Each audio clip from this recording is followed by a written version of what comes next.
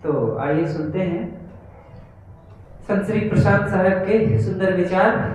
और सब लोग एकाग्रता से बैठे सुने श्री प्रशांत साहब। परम पूज्य गुरुदेव जी, पूजनीय श्री साहेब जी, धर्म प्रेमी सज्जनों, माताओं बहनों, श्री साहेब जी की आज्ञा हुई है, आज्ञा पालनार्थ आप लोगों के समक्ष कुछ देर कुछ बातें प्रस्तुत है। अभी आप एक भजन सुने, सदगुरु से करते जाना प्यार। ऐ नादान मुसाफिर, हम सब नादान हैं, बहुत सारी गलतियां करते रहते हैं। तो जब गुरु से प्रेम करते हैं, सदगुरु से प्रेम करते हैं, तो वो नादानी हमारी क्षम्य हो जाती है। जैसे बच्चा कई गलती करता है पर माँ बाप से प्रेम करता है तो क्षम्य होती चली जाती है, माँ बाप को कुछ नहीं लगता है। यदि वो अहंकार करता है तो क्षम्य तो होती ही नहीं है, बल्कि उल्टा हो जाता है, उसके जीवन में बर्बादी शुरू हो जाती है, कमियां आने लग जाती है। तो माँ बाप से प्रेम करने पर उनकी गलती क्षमा हो जाती है, और जब सदगुरु से प्रेम करते हैं तो मन की सारी गलतियां क्षमा हो जाती है। क्षमा होने का मतलब यही है कि ऐसा कुछ ज्ञान, हिम्मत, साहस मिल जाता है कि उसमें जो बुराइयां होती है वो दूर होने लग जाती है, पीछे की गलतियों को छोड़ने लग जाता है, तो फिर वो आगे बढ़ जाता है। तो सदगुरु से करते जाना प्यार, ऐ नादान मुसाफिर, नैया लागेगी तेरी पार। ऐ नादान मुसाफिर, नैया लग जाएगी पार। सब पार जाना चाहते हैं, लेकिन अपने मन के चक्कर में पड़ करके भूल जाते हैं। सदगुरु कबीर साहब बीजक में एक साखी गाते हैं, मन पर इच्छा करी भवसागर, जामे बोहित राम आधार। कहें कबीर हरि शरण गहु, गौ खुर बछ विस्तार। बहुत सरल साखी है। साहब कहते इच्छा करी, जब हम इच्छा करते हैं, कामना करते हैं, चाहना रखते हैं, तो हमारे लिए क्या हो जाता है? भवसागर बन जाता है, दुखदाई बन जाता है, परिवार को तोड़ने वाला बन जाता है, जीवन को कमज़ोर बनाने वाला बन जाता है, पड़ोसी से दूर कर देता है। क्योंकि चाहना में कभी प्रेम नहीं बन सकता। जब चाह हमारे अंदर आता है तो पति पत्नी में दूरियां बनने लग जाती है, पिता पुत्र में दूरियां बनने लग जाती है, और फिर हमारे जीवन में भवसागर ही है। यही तो भवसागर है। मन में, जीवन में दुख आने का मतलब है भवसागर तैयार करना। ऐसा कोई भवसागर, भव माने संसार होता है। संसार में हमारा मन उलझा है, भटक रहा है, दुखी है, पीड़ित है, तो भवसागर हो गया। सागर डुबा देने वाला, जिसमें हम डूब रहे हैं, अर्थात उलझ रहे हैं, दुखी हैं, पीड़ित हैं, तो हमारे लिए भवसागर है ही। इच्छा भवसागर बन जाता है। चाह गई चिंता मिटी, मनवा बेपरवाह, जिनको कुछ नहीं चाहिए सोई शाहंशाह। जब आप रास्ते में चलते हैं, शाम होती है, आपके पास होता है तो कैसे लगता है? कुछ पैसा हो, सोना चांदी आप पहने हो तो कैसे लगता है? डर बना रहता है ना। लेकिन जब कुछ ना हो आपके पास तो निर्भय चले जाइए, कोई डर नहीं। कोई आएगा, कुछ गाली देगा, अंतिम में कहेगा जाओ भैया, कुछ है ये नहीं इसके पास। लेकिन आपके पास कुछ है तो आप खुद डरते रहेंगे और निर्भय होकर रास्ते में चल नहीं सकते। तो निर्भयता क्या है? बादशाहत किसमें है? चाहना को मिटाने में, इच्छा को मिटाने में। जब चाह हमारी कम होगी तो निश्चित हम सुखी होंगे। चाहना को कम करना है, इच्छा को कम करना है। इच्छा कुछ करना ही नहीं है।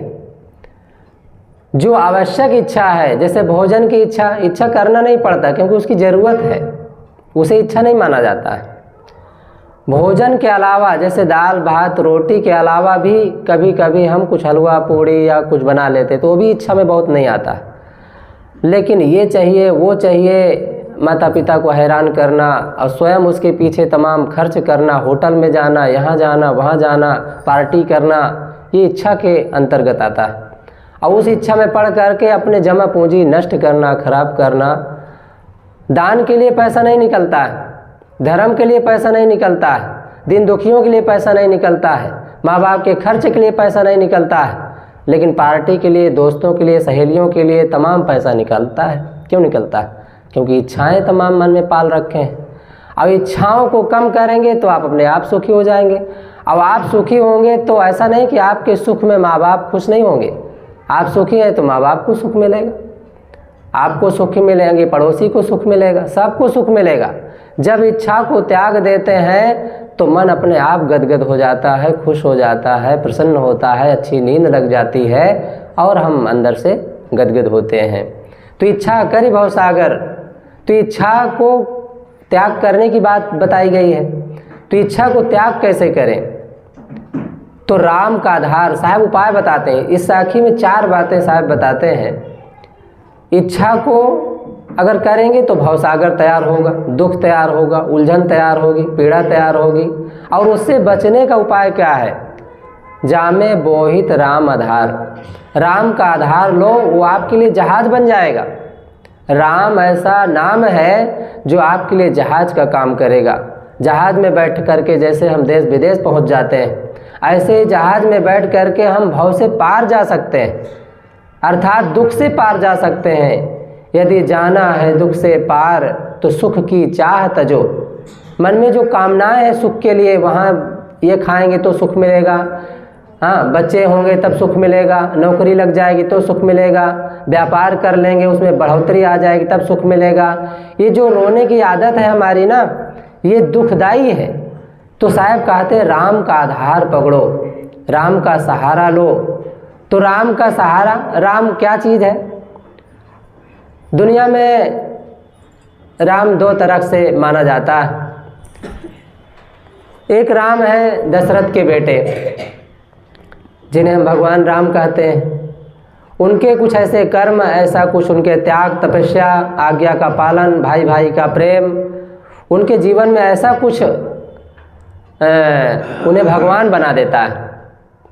आज हम उन्हें भगवान क्यों मानते हैं? पिता की तरफ से आज्ञा आई, कुछ ऐसा समझ में उनको आया, इशारा मिला और त्याग करके चल देते हैं, वन में जाते हैं, संत मुनियों के, ऋषियों की सेवा करते हैं, दीन दुखियों के सहारा बनते हैं और प्रेम से रहते हैं। और वही नहीं गए, आज्ञा तो केवल राम को मिला था, भगवान राम को, लेकिन उनके साथ उनके छोटे भाई लक्ष्मण भी चल देते हैं और मैया सीता भी चल देती है। आज ऐसा किसी के जीवन में घटना घटती है? पति के प्रति संदेह पैदा हो जाता है, पत्नी के प्रति संदेह पैदा हो जाता है, लेकिन एक दूसरे के लिए त्याग की भावना पैदा हो जाए, ऐसा कुछ होता है? घर में साड़ी 4 आई है, जो 1000 वाली है, 2000 वाली है, वो मुझे मिलना चाहिए, ऐसी भावना पैदा हो जाती है। लेकिन ये भावना नहीं पैदा होती है कि ये मेरे बहन को मिल जाए, मेरे जेठानी को मिल जाए, मेरी छोटी को मिल जाए, मेरी सासू मैया को मिल जाए, ऐसी भावना पैदा होती है। और ना पैदा होने के कारण ही दुख पैदा होता है, क्योंकि हम अंदर से दुखी होते हैं। अगर हमें ना मिला तो दुखी होंगे, अगर हम पहले ही उसे त्याग दें, पहले ही आंख बंद कर लें, तो निश्चित है हम सुखी हो जाएंगे। तन ढकने के लिए कुछ कपड़े की ज़रूरत है, वो मिल ही रहा है, पेट भरने के लिए भोजन की ज़रूरत है, वो मिल ही रहा है, और प्यार स्नेह की ज़रूरत है, वो भी मिल रहा है लगभग। लेकिन फिर भी कामना बना करके, चाहना बना करके, एक दूसरे की नई कार देख लिए तो पति से कामना बन गई कि एक कार लाओ, पुरानी कार को हटाओ, एक कबाड़ है, इसे भगाओ उधर, दूसरी नई कार आनी चाहिए। दूसरे की साड़ी देख लिए, बस इच्छा कामना बन गई। अरे भाई, अपने घर की स्थिति देखो, अपने पति की कमाई पर विश्वास रखो, अपने घर की स्थिति समझो, दूसरे की नकल क्यों करते हो? अपने अंदर इच्छा पाल करके भवसागर तैयार कर रहे हैं, दुख तैयार कर रहे हैं और अंदर अंदर उलझे हैं, नींद नहीं आ रही, परेशान है। और फिर उस परेशानी में भगवान, भवानी, देवी, देवता, मंदिर, मस्जिद न जाने क्या क्या करते हैं। जब आप चोरी करते हैं तब डरते हैं, आपके अंदर कोई गलती ही नहीं है तो डर खत्म। जब डरेंगे नहीं, चोर चोरी ना करे तो पुलिस से क्यों डरेगा? आप गलती ना करें तो भगवान की ज़रूरत ही नहीं है। भगवान की ज़रूरत तब पड़ती है, ईश्वर की ज़रूरत तब पड़ती है जब हमारे अंदर कमियां होती है, गलतियां होती है, ताकि भगवान को माने, पूजा कर दें, लड्डू चढ़ा दें और हमारी गलती क्षमा हो जाए। इच्छा ही ना करें, खास है इच्छा, कामना, हमारे अंदर कामना है इसलिए हम दुखी हैं। साहब कहते हैं इच्छा करी भवसागर, इच्छा करी भवसागर जामे बोहित राम आधार। अगर इच्छाओं को त्यागना है, दुख से बचना है, पीड़ा से बचना है, भवसागर से बचना है, तो क्या करें? राम का सहारा लें। राम क्या है? मैं कहा कि एक राम दशरथ के बेटे हैं जिनसे हम सीख ले सकते हैं। परिवार में आप प्रेम से रह सकते हैं, पति पत्नी में प्रेम से रह सकते हैं, भाई भाई में प्रेम से रह सकते हैं, पिता पुत्र में प्रेम से रह सकते हैं, एक दूसरे के आज्ञा, आदेश, एकता में रह करके अपने जीवन को स्वर्ग बना सकते हैं। ये उनसे सीख मिलती है। आप भगवान स्वयं हो जाएंगे। भग्न कर दिया वाहन उसे कहते हैं भगवान। अपने बुराइयों को दूर करो, भगवान हो जाओ। राम ने अपने बुराइयों को त्याग किया, भगवान हो गए। संतों की सेवा किया, भगवान हो गए। भगवान कृष्ण अपने बुराइयों को दूर करके महान हो गए। सद्गुरु कबीर, महात्मा बुद्ध, सुकरात, बहुत ऐसे महापुरुष दुनिया में हैं जो अपने बुराइयों को दूर करके दुनिया के पूज्य बन गए। संसार उनको अपने दिल में बसाता है। बस ऐसे ही अगर हम अपने अंदर की बुराइयों को दूर करें, अपने मन को सहनशील बनाएं, धैर्यवान बनाएं, दयालु बनाएं, ईमानदार बनाएं, प्रेमी बनाएं, तो निश्चित है कि हम भी सुखी हो सकते हैं। और उसमें बस एक ही उपाय है, राम का सहारा। राम का सहारा लो। तो राम, मैंने कहा कि एक राम दशरथ के बेटे हैं, महाराज दशरथ के बेटे हैं जिन्हें हम भगवान राम कहते हैं। उनको पूजा करते हैं और उनसे सीख ले सकते हैं। लेकिन एक असली राम जो सब के अंदर है, नर नारी के अंदर, यहाँ तक कि प्राणी चींटी से हंसी तक सभी के अंदर है। अगर उस राम को हम जान लें तो मुर्गी मार नहीं पाएंगे। उस राम को जान लें तो बकरी नहीं मार पाएंगे, चींटी नहीं मार पाएंगे, मच्छर नहीं मार पाएंगे, क्योंकि राम सबके घट घट में विराजमान है। सबके घट में राम है, कण कण में राम नहीं रहता है। लोग कहते हैं कण कण में राम है। अगर कण कण में भी मान लें तो मुर्गी में उन्हें राम दिखेगा तो मुर्गी को क्यों मार पाएगा? घट घट में, कण कण में राम को मानने वाले मुर्गी खा रहे हैं, मछली खा रहे हैं, बकरी मार मार खा रहे हैं और कहते हैं कण कण में भगवान है। सब क्या है? और उसके लिए तमाम बहाने हैं। और कहेंगे कि दूध भी मांसाहारी होता है। महाराज आप भी तो खाते हैं। ऐसा उपाय बना लेंगे कि मांस छोड़ना नहीं चाहेंगे। अगर आप राम का आधार पकड़ेंगे, अर्थात अपनी अंतरात्मा को समझ लेंगे, क्योंकि आत्मज्ञान बिना नर भटके, कोई मथुरा कोई काशी। जब तक हम आत्मज्ञानी नहीं बनते हैं, आत्मा को नहीं समझते हैं, तब तक हमारा काम नहीं बनता है, क्योंकि वो असली राम है। और उस राम को जान लेने के बाद बाहरी राम की ज़रूरत नहीं पड़ती है। ऐसा नहीं कि लोगों से व्यवहार खत्म हो जाता है। संत गुरुजन अपने राम को जान करके देखो दुनिया में घूमते हैं और दुनिया में घूम करके वही बात सबको बताते हैं। तो अपने आत्मा रूपी राम को हमें जानना है। लेकिन अब प्रश्न ये है कि आत्मा रूपी राम को हम जानें कैसे? क्योंकि लोग अपने को डॉक्टर मान लिए हैं, मास्टर मान लिए हैं, कलेक्टर मान लिए हैं, छोटी जाति वाला बड़ी जाति वाला मान लिए हैं, ब्राह्मण मान लिए हैं, शूद्र मान लिए हैं, ना जाने किन किन मान्यताओं से अपने को उसमें फंसा लिए हैं, उलझा लिए हैं। ये सारी मान्यताओं को हम कैसे हटाएंगे? जब राम को जानेंगे। और राम को जाने कैसे? तो साहब उसके लिए भी उपाय बताते हैं। कहें कबीर हरि शरण गहु, कहें कबीर हरि शरण गहु, गौखुर बछ विस्तार, गौखुर बछ विस्तार। यदि हम गुरु की शरण में चले जाएं, संतों की शरण में चले जाएं, उनके ज्ञान पर विश्वास रखें। और संत भी, दुनिया में बहुत तरह के संत हैं, भला संतों में अंतर होता है। जैसे मनुष्य में अंतर, कोई हीरा कोई कंकड़, कोई हीरा के समान है कोई कंकड़ के समान है। ऐसे संतों में भी कुछ ऐसे गुरु संत हैं, कान में कह दे कुर, तुम चेला हम गुर, रुपया पैसा धर, मर चाहे तर। कुछ ऐसे गुरु हैं दुनिया में। लेकिन कुछ ऐसे हैं जो आपको अपने जैसा मानते हैं, आपको सज्जन मानते हैं, मनुष्य मानते हैं, ज्ञानी मानते हैं, देवता मानते हैं। आप ही उनके लिए देवी देवता हैं। वो अलग से कोई देवी देवता नहीं मानते हैं। आप में बुराई नहीं देखना चाहते हैं। इसलिए तो संत गुरुजन कहते हैं ना कि सत्संग में आ करके पैसा भले न चढ़ाओ, क्योंकि नेता क्या मांगता है? नेता वोट मांगता है। वैश्या को नोट चाहिए, और संतों को क्या चाहिए? संतों को आपकी खोट चाहिए, आपकी बुराई चाहिए। आप तम्बाकू खाते हैं, वहाँ छोड़ कर जाइए। बीड़ी पीते हैं, वहाँ छोड़ कर जाइए। आप क्रोध करते हैं, वहाँ छोड़ कर जाइए कि महाराज आज से हम क्रोध करना बंद कर रहे हैं। आपके अंदर उलझन है, झगड़ा है, चिंता है, बस सब वहीं छोड़कर चले जाइए। देखिए आपके अंदर बदलाव आता ही नहीं आता है। आप तो उनके ज्ञान को छोड़कर चले जाते हैं, सुनते हैं एक एक घंटा बैठ करके, और अंतिम में छोड़कर चले जाते हैं। अरे महाराज ये तो सब हम जानते हैं। बहुत सारी बातें हमारे मन में आ जाती हैं। तो साहब कहते हैं, कहें कबीर हरि शरण गौ खुर बछ विस्तार।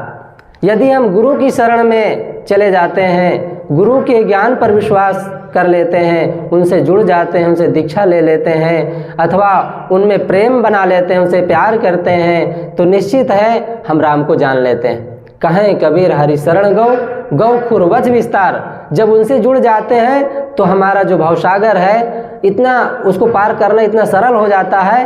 कैसे सरल हो जाता है? गौ खुर बछ विस्तार। जैसे गाय का बच्चा होता है, जब जमीन में पाँव रखता है तो उसमें जो खुर बन जाता है, उसको डांकने में कितना कठिन है, बहुत सरल हो जाता है। उसको डांकें, बस पाँव उठाएं, बस डांक जाएं। बस ऐसे ही जब गुरु की शरण में चले जाते हैं तो संसार सागर से, भव सागर से पार होने में बहुत सरलता हो जाती है। अपने से पार होने के लिए बहुत उपाय करते हैं लोग। पत्थर पूजेंगे, मंदिर में जाएंगे, नमाज पढ़ेंगे, और भी कुछ करते हैं तमाम। पीपल में पानी डालेंगे, और घर में चौरी चौरा बना लेंगे, त्रिशूल गाड़ लेंगे, चुनरी चढ़ाएंगे। हाँ, नवदुर्गा के समय नवदुर्गा को मानेंगे। बहुत कुछ मानते हैं भाव से पार जाने के लिए। लेकिन बंधुओं, बिना गुरु के ज्ञान नहीं होता है। आप जो भी पूजा करते हैं सब असफल हो जाता है, क्योंकि गुरु से प्रेम नहीं है, आपका गुरु से जुड़ाव नहीं है। जैसे घर में आप माई बाप के फोटो रख लें, रोज अगरबत्ती सुलगाएं, रोज उसमें भोजन चढ़ाएं, भोग लगाएं, सब करें, लेकिन घर में बैठी बूढ़ी माँ को पानी न दें या भोजन न दें, उनके पास बैठे ना, या उनके पास दो शब्द मीठे ना बोलें, तो फोटो में चढ़ाना आपका सब असफल है। प्रेम तो करते हैं माई बाप से, लेकिन किससे करते हैं? फोटो से करते हैं। आप सास से नहीं करते हैं, अपने माँ बाप से नहीं करते हैं। जो असली हैं, जो जिंदा हैं, जो आपको डांटेंगे, फटकारेंगे, प्रेम करेंगे, आशीर्वाद देंगे, यहाँ तक कि अपने घर की तिजोरी आपके नाम कर देंगे, यहाँ तक कि आपके नाम ये घर कर देंगे, फिर भी उनसे प्रेम नहीं है। उनको वृद्धाश्रम भेजने की तैयारी है। अब मंदिर हम जाते हैं, फोटो पूजते हैं, तमाम तरह के टंड घंट करते हैं, टुन टुन टुन टुन घंटी बजावें, झाप दें झपना, और ठाकुर जी का भोग लगावें, गपक जाए सब अपना। ठाकुर जी को भोग लगाते हैं, कहते हैं ठाकुर जी के नाम से घी चढ़ा दो, लड्डू चढ़ा दो, पेड़ा चढ़ा दो, भगवान को चढ़ाते हैं, लेकिन खाता कौन है उसको? अपना सब खा जाते हैं। मंदिर में जा करके नारियल फोड़ेंगे, उठा लेके चले आएंगे, घर में बांट देंगे, कहेंगे भगवान को चढ़ा दिए। क्या झूठी मान्यताओं में हम पड़े हैं। सारी मान्यताओं को छोड़ करके अपने अंतरात्मा को समझें, और अंतरात्मा को समझने के लिए हमें गुरु का सहारा, गुरु की शरण में जाना पड़ेगा, क्योंकि बिना गुरु के हमें ज्ञान नहीं मिलता है। गुरु बिन ज्ञान न उपजे, नहीं अज्ञान विनाश, बंदो गुरुवर देव को जिनसे भ्रम तम नाश। बहुत दुख की खानी, तब बची हो जब राम जानी। बहुत सारे उपाय साहब बताते हैं कि दुख से बचने के लिए, शरीर, ये जीवन, ये संसार दुख से भरा हुआ है। इससे बचने के लिए बस एक ही उपाय है, राम का सहारा, राम का ज्ञान, राम का जाप, राम का जो हृदय में जाप है वो राम को जपें। लेकिन उसको जपने के लिए उपाय चाहिए, मंत्र चाहिए। हाँ, तो गुरु का सहारा, तो गुरु की शरण में जा कर के सीखें, समझें, और अपने को दयालु बनाएं, ईमानदार बनाएं, और अपने को सच्चाई की ओर आगे बढ़ाएं। तो निश्चित है हमारा दुख घटेगा और हमें मानव जीवन को सार्थक कर पाएंगे। तो मैं कुछ देर अपनी बातें कहने का प्रयास किया। एक बार जोर से जय बोले।